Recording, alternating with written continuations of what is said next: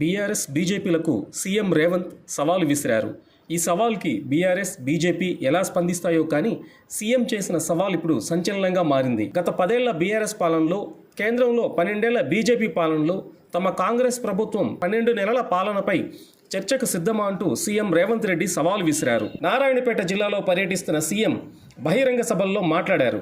శుక్రవారం సీఎం పర్యటనలో పలు అభివృద్ధి కార్యక్రమాలు ప్రారంభోత్సవాలతో బిజీగా కొనసాగింది. నారాయణపేట జిల్లా పర్యటన నిమిత్తం వచ్చిన సీఎం రేవంత్ రెడ్డిని బీజేపీ నాయకురాలు ఎంపీ డీకే అరుణ కలిశారు. ఈ సందర్భంగా మహబూబ్ నగర్ పార్లమెంటు పరిధిలోని పలు సమస్యలను సీఎం దృష్టికి అరుణ తీసుకువచ్చారు.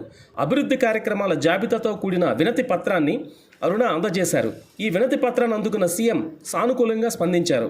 కాగా సీఎం రేవంత్ రెడ్డికి అరుణకు మధ్య గతంలో మాటల యుద్ధం సాగిన విషయం తెలిసిందే.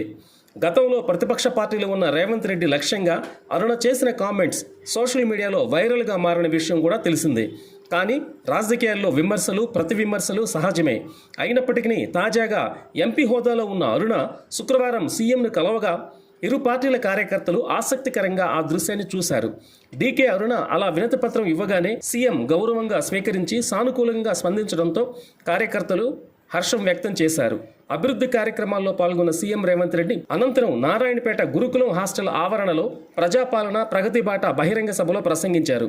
సీఎం మాట్లాడుతూ తెలంగాణ వచ్చాక కూడా పాలమూరుకు అన్యాయం జరిగిందన్నారు. గత 5 ఏళ్లు పాలమూరు ప్రాజెక్టులో కేసీఆర్ ఎందుకు పూర్తి చేయలేదని ప్రశ్నించారు. గతంలో కేసీఆర్కు సీఎం పదవి పాలమూరు ప్రజలు పెట్టిన భిక్షే. ఇక ప్రాజెక్టులు రీడిజైన్ పేరుతో కేసీఆర్ అందినంత దోచుకున్నారని విమర్శించారు. పాలమూరు పేదరికాన్ని చూపించి మార్కెటింగ్ చేసుకున్న ఘనత కేసీఆర్కే దక్కుతుందన్నారు. లగచర్లలో గొడవ పెట్టాలని చూశారు. కలెక్టర్ను చంపాలని చూశారు. మా ప్రాంతంలో పరిశ్రమలు రావద్దా? మా పిల్లలకు ఉద్యోగాలు రావద్దా? పాలమూరులో పరిశ్రమలను ఎందుకు అడ్డుకుంటున్నారు అని సీఎం ప్రశ్నించారు. ప్రధాని మోడీ కేసీఆర్ పరిపాలన మీద చర్చ పెడదామని, గత 10 ఏళ్లలో కేసీఆర్ పాలన, 12 ఏళ్ల మోడీ పాలన, 12 నెలల కాంగ్రెస్ పాలనపై చర్చకు సిద్ధమా అంటూ సవాల్ విసిరారు.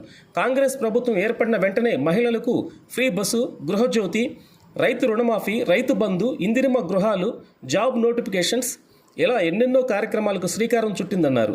ప్రజలకు జరిగే మంచిని ఓర్వలేకే అవాస్తవాలు ప్రచారం చేస్తున్నారని, ప్రతిపక్షాలు ఇప్పటికైనా మారాలని సీఎం హితవు పలికారు.